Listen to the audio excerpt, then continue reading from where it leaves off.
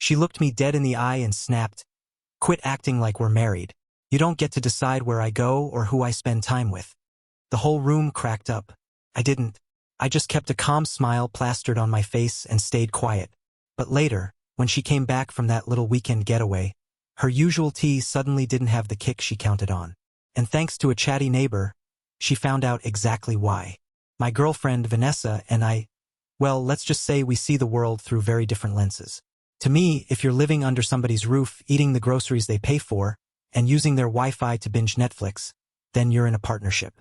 To Vanessa, she's some dazzling celestial body at the center of the universe, and I'm just this tiny satellite circling helplessly in her orbit. We'd been together 2 years, and for the last 6 months, she'd been living in my house.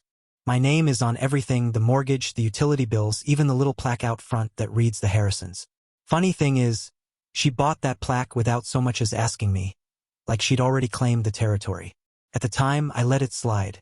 Looking back, it was laughably optimistic. I've always considered myself a laid-back guy. I enjoy peace and quiet. I work from home doing graphic design, keep a couple close friends, and think of Friday night adventure as trying a new brand of frozen pizza. Vanessa is the complete opposite. Her whole life is a stage play, and her loyal audience consists of 3 best friends who cackle like some modern-day Greek chorus. Privately, I've nicknamed them the Harpies. Their names are Madison, Kayla, and, well, I honestly can't remember the third one, so let's just call her Ruby. The real trouble started the previous weekend. I was in the kitchen making dinner when Vanessa strutted in, already dressed up, phone glued to her ear, voice booming loud enough for the neighbors to hear. She was halfway through a conversation with the Harpies. "Oh my God, yes, I am so in," she gushed into the phone. "A weekend away is exactly what I need. No, of course he's not coming. Don't be ridiculous." She hung up, turned to me with a grin that could power a small city, and announced, "Great news! The girls and I are heading to the lake for the weekend. We leave Aracoro." That was the very first time I'd heard anything about it. Okay," I replied, stirring the sauce like nothing was wrong. "Sounds fun. Which lake are you all going to?" It was an innocent question, something any reasonable person in a normal relationship might ask. But Vanessa reacted like I just demanded she explain the finer points of quantum mechanics in ancient Greek. She gave this sharp little laugh and immediately turned to Madison, who had strolled into my kitchen uninvited. "Can you believe this?" Vanessa said, rolling her eyes. "He actually wants to know where I'm going." Madison gave me a look that suggested she was evaluating whether to keep me around or toss me to the curb with the recycling. Vanessa, meanwhile, put her hands on her hips, squared up to me, and dropped the line that would rattle around in my head for days afterward. "Stop acting like we're married. You don't get a say in where I go or who I'm with." By then, all 3 Harpies had gathered in my kitchen, and they erupted into laughter. It was like a cruel little chorus of mockery. To them, the funniest thing in the world was a man, standing in his own house, being told he had no right to ask where his live-in girlfriend was spending the weekend. Comedy gold, apparently. I just stood there, wooden spoon in hand, avocado sauce dripping slowly onto the floor. And instead of blowing up or arguing, I felt this weird wave of calm wash over me, like something deep inside me just let go. The part of my brain still trying to salvage this relationship packed up, tipped its hat, and walked out the door. I looked at Vanessa's smug little grin, and I smiled back. A big, friendly, hollow smile. "You know what?" I said, tone light and agreeable. "You're absolutely right. My mistake." They all laughed harder, thinking I was backing down. Vanessa even patted me on the cheek like I was some obedient puppy, then swept out with her entourage, off to whatever pre-trip cocktails they had planned. I stayed in the kitchen, listening to nothing but the bubbling sauce. "Okay," I muttered to myself, already sketching out a far more entertaining weekend plan. "Not married, no say. Got it." And just like that, the weekend promised to be more fun than I had imagined, though maybe not for Vanessa. Update 1. The second Vanessa's car disappeared down the street. Packed, no doubt, with glitter, rose, and whatever other chaos fuel she ran on. I went into action. Not packing, not cleaning, but something far more important. Strategy. First stop was next door, to see Mrs. Whitaker. She's this sweet 80-year-old widow with a rose garden that's the pride of the neighborhood. and a gossip network that makes the CIA look underfunded. If anything happens on our block, she knows about it before the dust settles. I brought her a slice of lemon cake, her favorite, and joined her on the porch. "Mrs. Whitaker," I began, after we chatted about the weather and the shady business practices of the local squirrels. "I've got a little situation. What I need from you is, let's call it a performance." Her eyes lit up like I just offered her front row tickets to Broadway. That woman loves drama even more than roses. I laid it all out. Vanessa's exact words, the whole "stop acting like we're married" line. I didn't have to exaggerate. The raw truth was damning enough. By the end, Mrs. Whitaker was patting my hand, her face set in righteous indignation. "That shameless little hussy," she declared. "Don't you worry, Eric. Leave it to me. What's my line?" I handed her a simple script. When Vanessa returned and found herself locked out, she was to act surprised, then casually deliver the details I wanted her to know. And let me tell you, Mrs. Eleanor Whitaker took to that role like a seasoned actress on opening night. With my accomplice ready, I went back home to kick off what I called Operation Bachelor Pad Resurrection. For half a year, my house had been suffocated under layers of beige throw pillows, pointless decorative bowls, and bland art that looked like somebody's printer had run out of ink mid-job. Now it was time to reclaim my space. I didn't just shove Vanessa's stuff into boxes. I curated it. I bought a stack of moving boxes and a thick black marker. The first box, everyday clothes. The second, fancy outfits for fancy events I wasn't invited to. And my personal favorite, the third, sparkly dresses that leave glitter on everything I own. Her 37 nearly identical pairs of high heels got packed neatly into a box I labeled a podiatrist's worst nightmare. Then came the mountain of makeup and endless jars of lotions, creams, and mysterious serums. Those were carefully sorted into boxes marked face paint and various scoops. By the time Saturday morning rolled around, I had erased every physical trace of her existence from my house. Everything was boxed, taped, and stacked. I even hired a couple of guys off one of those moving apps, and together we hauled it all into a 10x5 storage unit across town. I paid for 1 month in advance, what I considered a pretty generous gesture, given that, by her own words, we weren't married. And once the house was finally clear of her things, that's when the real fun started. I gave myself permission to let loose. First move. Rolled up her dull beige rug and swapped it out for a bright green AstroTurf rug designed to look like a football field. After that, I sold her bland, sterile white couch online and replaced it with a monster-sized black leather recliner sofa. Thing had 16 cup holders built into it. 16. Her minimalist coffee table? Gone. In its place, I dragged in a vintage pinball machine I scored on Craigslist. Didn't even work properly, but the light still flashed, and that was good enough for me. The bedroom was next on the hit list. Down came the weird macrame wall hanging she thought was artsy. And up went a glorious framed poster of a grizzly bear midswipe, jaws clamped around a salmon. Felt right, like a declaration of territory. But the crown jewel of my weekend came Saturday afternoon. I told myself I'd just stop by the local animal shelter to look.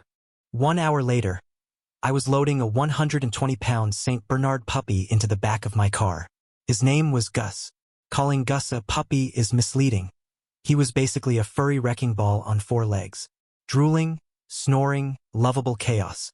The second we walked in the door, he lumbered over to my new leather sofa, claimed it as his personal kingdom, and passed out snoring loud enough to shake the windows. And just like that, the house transformed. No longer some sterile showroom of beige sadness. It had become a fortress of unapologetic bachelorhood. The rest of that weekend was pure bliss. I drank beer straight from the bottle, tossed a slobbery tennis ball for Gus, and reset every password in the house. The Wi-Fi got renamed Get Your Own Wi-Fi, and the password was not married law. By Sunday night, I was stretched out on my 16-cup holder sofa, Gus's massive head in my lap, just waiting for the storm I knew was headed my way. For the first time in a long time, I felt completely, utterly ready. Update 2. Right on cue, around 9 o'clock Sunday evening, my video doorbell buzzed with a notification. There she was, Vanessa, walking up to my front porch, tan from her lake weekend, humming like she didn't have a care in the world. The comedy routine started immediately. She stuck her key in the lock, but the new deadbolt I'd installed that morning made sure it wasn't turning. She jiggled it, frowned, tried again, and then sighed in frustration before banging on the door. From the sofa, Gus cracked open one sleepy eye, let out a low, rumbling woof, and promptly went back to sleep. Meanwhile, my phone started buzzing. Vanessa was calling. I watched it vibrate on top of the pinball machine, took a calm sip of beer, and hit decline. She called again. Declined. 5 calls in total. All declined. With each rejection, the pounding on the door grew louder. Eric, open this door. What is wrong with you? My key isn't working. She screamed. I stayed perfectly silent. This was all part of the production. 5 more minutes of pounding later, she finally stopped and started pacing back and forth on the porch, clearly panicked. That's when the porch light flicked on next door. Showtime. There stood Mrs. Whitaker in her housecoat, holding a watering can like it was a stage prop. "Oh, Vanessa, dear, is that you?" she called out, her voice carrying the perfect blend of innocent surprise and nosy neighbor. "Mrs. Whitaker, thank God." Vanessa rushed toward her. "My key isn't working. Can't get in. Is Eric home? I can see the lights on." "Oh, Eric's definitely home," Mrs. Whitaker said, nodding wisely. "He's had himself quite the weekend. A real transformation, if you ask me." Vanessa blinked. "Transformation? What are you talking about?" "Well, Mrs. Whitaker leaned in conspiratorially.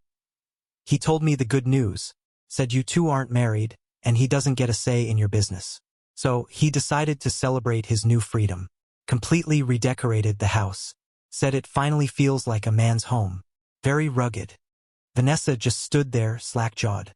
"And the best part," Mrs. Whitaker added, barely suppressing her grin, "he adopted a dog. A big, beautiful boy named Gus. He said he wanted a companion who was loyal and didn't talk back. Isn't that sweet?" The expression on Vanessa's face was nothing short of priceless. Half horror, half disbelief. Slowly, she crept over to the living room window and pressed her face against the glass. From where I sat, I saw her eyes go wide as she took it all in. The football field rug, the glowing pinball machine, and Gus, sprawled across her old spot on the sofa, snoring like a chainsaw. She let out this strangled noise, somewhere between a scream and a sob, before whipping out her phone and firing off a series of furious, all-caps texts. My phone lit up with paragraphs of rage. That's when I finally answered. I typed out a single, calm message. "You told me to stop acting like we're married. You said I don't get a say. I agree. This is my house and you don't get a say in how I live in it. Since we're not married, I've moved your property into a secure location. The address is 123 Storage Way, Unit 42. The code is 1234. You've got 1 month. Have a great life." Then I blocked her number. The doorbell camera caught every second of it. She read my text, looked at her phone, glanced at the window, then back down at the screen. And then she absolutely lost it. Vanessa let out this primal scream of pure, unfiltered rage and hurled her phone straight onto my lawn. It was a meltdown for the record books. For the next 10 minutes she essericked around, ranting and raving at the night air, until finally Madison, the head harpy herself, pulled up to collect her. The next morning, I got exactly what I expected. The social media pity parade.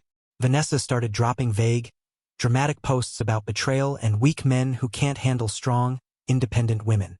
It was laughable, and a little pathetic, but I still had one more play left in my deck. Final update. The social media campaign unfolded exactly the way I pictured it. Predictable, overdone, and so painfully boring. Vanessa and her squad of harpies posted teary stories with sad music overlays, preaching about knowing your worth and cutting out toxic energy. It was all so cookie-cutter. I couldn't help but chuckle. They wanted to paint me as the villain, but the paint-by-numbers approach wasn't exactly convincing. So I gave it a couple of days to simmer. Then I dropped a little context of my own. I didn't tag them. I didn't reply. I just made a quiet post on my own private page, visible to the mutual circle. It was a simple photo album. First picture. My living room from a month earlier, sad beige couch, meaningless little bowls, and an overall vibe of a dentist's waiting room. The caption read, "Before." Second picture, the living room now. The glorious leather recliner sofa, the football field rug, the glowing pinball machine, and Gus the St. Bernard stretched out like a king. Caption, "After." Final picture, A selfie of me and Gus on the couch. Both of us grinning like idiots, genuinely happy. Caption: redecorated to match my new relationship status. It was brought to my attention that I'm not married and don't get a say in things, so I'm embracing my freedom. Hashtag bachelorpad, hashtag dojizmycopalet, hashtag no sanestay. That post hit like a nuclear bomb. The mix of petty humor and Gus's undeniable cuteness was unstoppable. My friends found it hilarious, and within hours the story had spread. Suddenly, people who had been offering sympathy to Vanessa saw the full picture. The story wasn't psycho boyfriend kicks girlfriend out. It was girlfriend says relationship doesn't matter. Shocked when boyfriend believes her. Funny how quickly the narrative flipped. Vanessa's friends went silent. Turns out, it's hard to keep up the victim act when the so-called villain is posting adorable photos with his giant dog. And the fallout for Vanessa? Rough.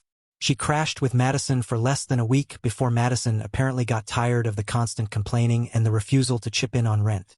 Eventually, Vanessa packed up and moved back to her parents' place. 3 hours away. She even tried to come after me legally. I got a stiffly worded letter from a lawyer demanding access to my house for wrongfully held property and asking for financial compensation for making her homeless. My lawyer sent back a tidy little packet.